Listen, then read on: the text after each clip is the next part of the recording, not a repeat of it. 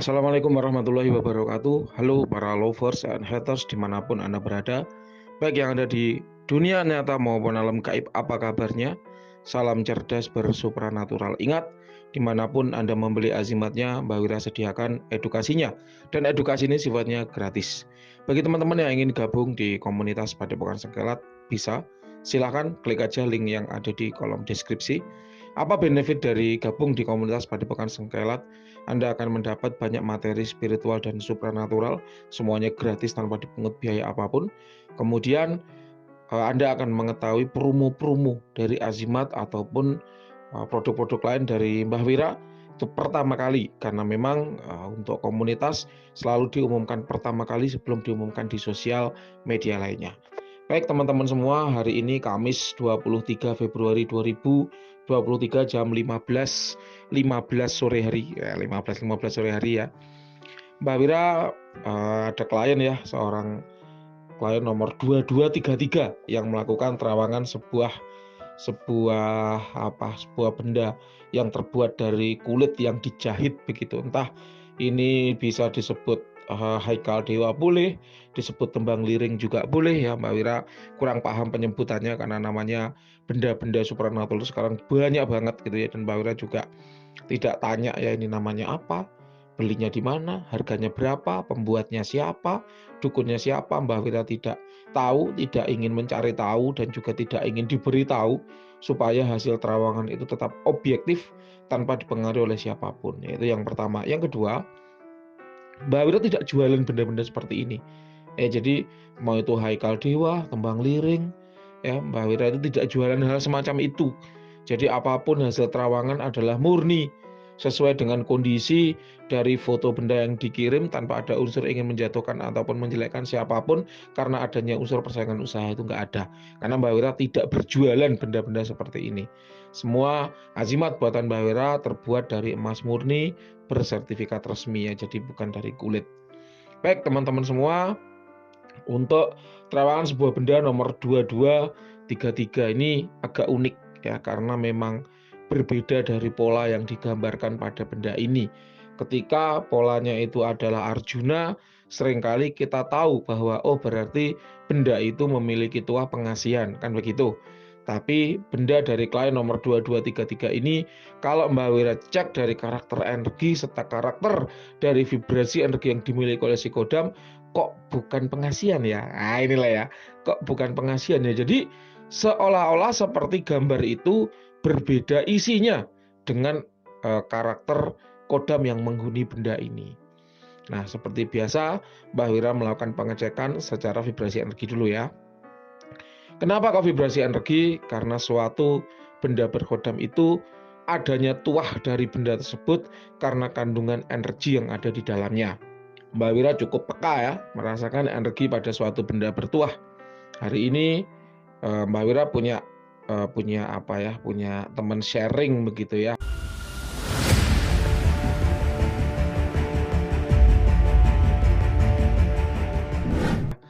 Beliau ngetes Mbak Wira dengan mengacak 3 buah benda, yang mana satu berkodam, yang dua kosong.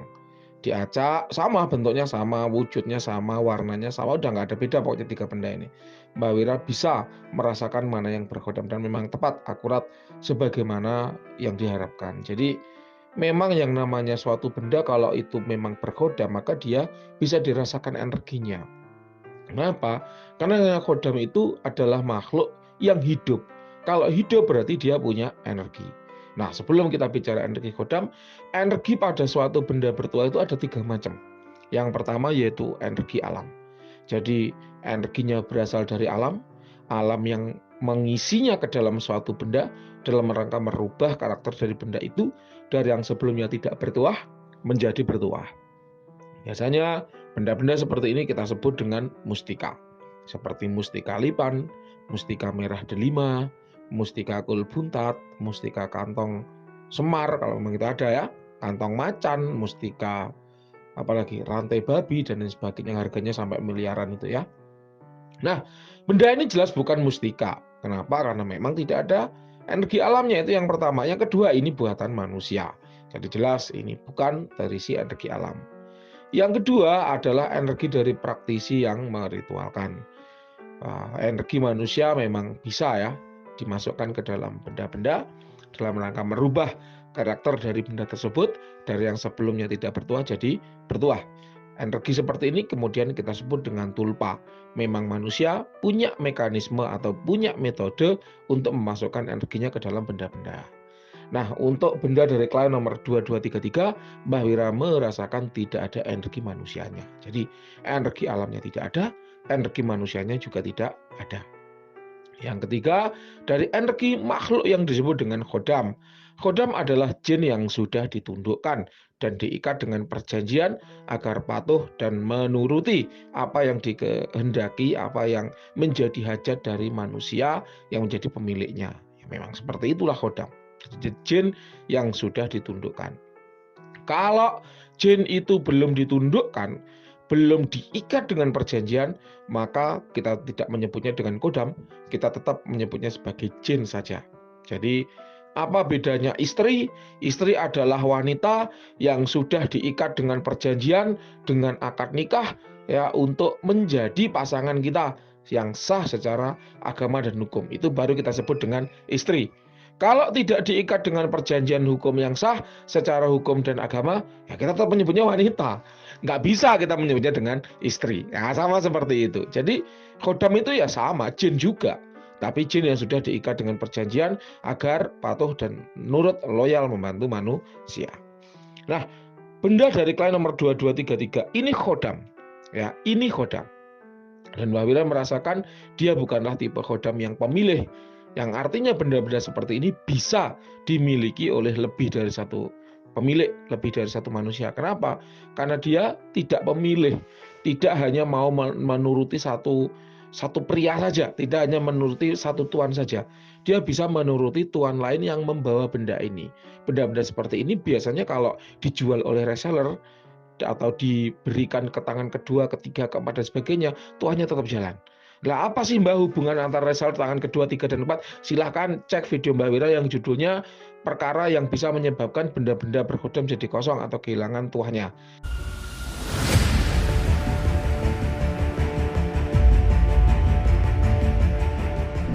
Itu cek, salah satunya penyebabnya adalah karena beli dari reseller atau dialihrawatkan ya. Nanti cek ya di video-video banyak itu udah Mbak Wira bahas. Jadi benda seperti ini tidak memenuhi standar itu. Kenapa? Karena walaupun dia dialihrawatkan atau beli dari reseller, tuahnya tetap ada karena kodam yang menghuni tidak pemilih. Itu adalah konsekuensi atau kemudahan yang dimunculkan dari kodam yang tidak pemilih. Loh Mbah, bagaimana kita tahu kodam itu pemilih atau tidak? Ya, itu tiap individu nggak sama. Tidak kemudian kalau ada haikal dewa berikutnya kodamnya juga tidak pemilih, belum tentu. Bisa jadi pemilih. Karena itu seperti wanita, masing-masing wanita berbeda-beda, ada yang pemilih, ada yang tidak. Jadi tidak bisa kita menggeneralisasikan semua kodam benda-benda seperti ini pasti tidak pemilih, nggak bisa. Ya ini kebetulan aja sifatnya tidak pemilih. Nah kemudian sampai mana tadi? Oh iya, jadi ini ada energi kodam ya. Kalau Mbak Wira rasakan yang karakter panas menolak ini, mestinya ini tuah utamanya adalah proteksi, ya proteksi. Kalau Mbak Wira skalakan dari 1 sampai 100 kira-kira ada di level 88. Tidak terlalu kuat ya, tapi memang ada begitu. Nah, untuk menggali informasi lebih lanjut ya tentang siapa sosok kodam ini, bagaimana karakternya, maka Mbak Wira menggunakan metode berikutnya yang namanya metode visualisasi, yaitu satu metode yang digunakan untuk mengenali tanda-tanda visual atau manifestasi atau tanda-tanda kehadiran khodam dalam suatu benda bertuah yang bisa dilihat melalui apa? Mata, indera penglihatan, visualisasi. Kenapa? Karena akan banyak informasi yang bisa digali dari sana. Ya Mbak Wira paham ketika seorang klien itu datang kepada Mbak Wira, dia akan berharap kodamnya kuat, kodamnya macan gitu kan, macan putih gitu ya. Atau kalau nggak gitu kodamnya overpower, dewa-dewa, raja-raja dan sebagainya. Sehingga ketika ada sebuah benda yang disodorkan kepada Mbak Wira pasti mengeceknya dengan beragam metode, dengan beberapa cara. Agar apa? Agar hasilnya akurat karena kita identifikasi dengan beragam metode. Ini kalau orang sakit, tes darahnya iya, kita cek pakai stetoskopnya iya, kita cek tekanan darahnya iya, tes urinnya juga iya, supaya apa? Supaya benar-benar akurat. Karena banyak metode yang dipakai untuk melakukan pengecekan kayak gitu. Itu ibaratnya kalau di dalam dunia kedokteran itu seperti itu. Nah, kita lanjut. Dengan metode visualisasi, Mbak Wira mendapat gambaran sosok laki-laki berbadan merah dengan aura api. Ya, berarti jenis kelaminnya laki-laki, berbadan merah, auranya merah, aura api. Berarti dia memang fungsi utamanya, tugas utamanya, karakter utamanya lebih ke arah proteksi. Ya, memang kuatnya diproteksi loh, Mbah. Kok nggak cocok dengan gambarnya yang Arjuna? Harusnya Arjuna itu kan pengasihan. Kok di sini malah proteksi? Ya, adanya begitu ya, Mbak Wira mau ngomong apa? Ini sudah berkodam itu sudah bagus ya. Karena banyak puluhan orang lainnya atau ratusan orang lainnya memiliki benda-benda seperti ini nyatanya kosong gitu loh. Ini udah ada kodamnya udah bagus. Ya jadi tetap disyukuri bahwa oh ya aku ternyata punya kodam yang bertipe proteksi. Nah, selain proteksi dia juga punya tuah untuk kewibawaan dan penundukan. Kewibawaan itu membuat orang segan, takut sama Anda. Penundukan itu takluk ya. Jadi memang arah pengasihannya bukan membuat Anda terlihat lucu, imut, menarik dan terlihat seperti anak-anak, bukan. Itu pengasihan namanya.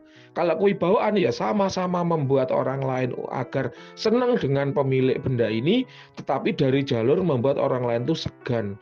Anda nampak dewasa, jantan, matang, dan berwibawa, kayak gitu. Jadi sama-sama pengasihannya, tapi jalur yang ditempuh berbeda. Kalau pengasihan pada umumnya membuat pemiliknya nampak lucu, imut seperti anak-anak, sehingga mudah disenangi. Kalau ini nampak jantan, maco, dewasa, dan berwibawa sehingga mudah disenangi.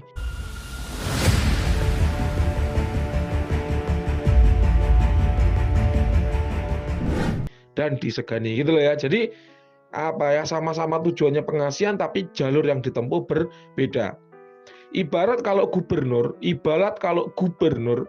ada Ahok ya sama ada Anies Baswedan. Ahok itu berwibawa. Kalau masalah pengasihan kurang karena dia tegas, disenangi dengan ketegasannya. Kalau Anies Baswedan itu di pengasihan.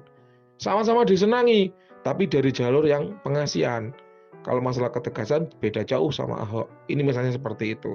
Kalau presiden itu sama seperti Soeharto, Soekarno, SBY sama Pak Jokowi. Pak Jokowi itu ada di jalur pengasihan. Kalau masalah wibawa kalah jauh dengan Soeharto, Soekarno dan Pak SBY. Pak SBY kewibawaannya yang mantap. Sama-sama disenangi dan disukai, tapi dari jalur kewibawaan. Sedangkan kalau Pak Jokowi itu dari jalur pengasihan. Paham ya? Jadi sama-sama disenangi tapi beda caranya. Raffi Ahmad itu pengasihan. Disenangi oleh orang-orang yang terlihat lucu, bersahabat, friendly. Sedangkan kalau Deddy Corbuzier itu dari jalur kewibawaan. Disegani karena nampak jantan, gagah, maco, berwibawa. Paham ya? Jadi sama-sama disenangi tapi beda jalurnya. Kemudian selain proteksi, kewibawaan dan penundukan ya, Mbak Wira kok tidak menemukan ada tuah-tuah lain, Mbak ada nggak tuah kerejekiannya? Kalau menurut Mbak Wira nggak, karena energinya benar-benar panas ya. Kemudian asal kodam ini dari daerah gunung ya, di daerah utara ya. Ini gunung mana ya ini kok kurang jelas, tapi dia gunung dataran tinggi begitu ya. Kalau Kalimantan itu nggak ada gunung, Mbak Wira tahu. Entah itu Sumatera Utara atau Sulawesi Utara, tapi ini dari daerah utara sana. Ya kalau dari posisi Mbak Wira ini terlihat dari arah utara. Ya ini gunung, jin gunung ya. Dia adalah grey entitas. Grey entitas itu peralihan ya antara white entitas dan dark entitas. Tapi nggak masalah. Grey itu hanya tipe aja ya. Aman tanpa dampak negatif. Grey itu artinya peralihan antara white entitas dan dark entitas. Dia bisa dibawa ke arah kebaikan, bisa dibawa ke arah keburukan, tergantung bagaimana supir yang membawanya, kayak gitu. Kemudian usia kodam relatif muda, sekitar 1.700 tahun. Standar tua Mbak Wira adalah 3.000. Jadi kalau 1.700 ya setengah tua gitu ya. Dengan level power sekitar 86 ya. Jadi ya memang tidak terlalu hebat. Namun menurut Mbak Wira hal itu semata-mata dikarenakan karena pemilik yang sekarang ya seperti kurang dekat dengan si kodam ini. Entah baru memiliki atau entah tidak dibimbing oleh sellernya sehingga kurang paham bagaimana cara membina kedekatan, memaksimalkan tuah kodam ya sehingga ya jalan tapi biasa aja kayak gitu. Ini kalau nanti sudah dekat itu jalannya bisa lebih kencang lagi. Nah, bagaimana sih Mbah caranya menjalin kedekatan dengan kodam? Yaitu dengan cara sering komunikasi dan sering memberi hadiah dengan, rutin ya, rutin komunikasi, rutin memberikan hadiah. Kalau komunikasi itu yang paling baik dilakukan sambil meditasi. Kenapa? Karena pada saat meditasi Anda duduk diam, hening gitu kan, sehingga apa kalau diam itu, kepekaan batin Anda itu berada di puncaknya, sehingga kalau Anda melakukan komunikasi pada saat meditasi, langsung nyambung gitu ya, klik dari hati ke hati. Beda kalau dibandingkan dengan sedang tidak meditasi. Lalu kalau hadiah, Mbah Wira paham bahwa setiap benda itu diritual dengan tata cara khusus dan tentu punya tata cara perawatan masing-masing. Tapi kalau Mbah Wira punya tembang liring, Mbah Wira merawatnya dengan dirabun, dengan dupa gaharu herbal Cap Raja Om ya.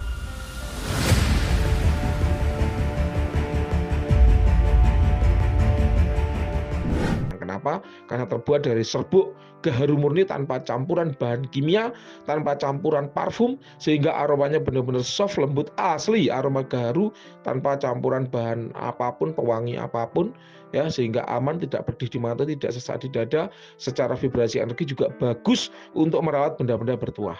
Ada diskon beli 2 gratis 1 di Shopee dan Tokopedia. Linknya ada di kolom deskripsi.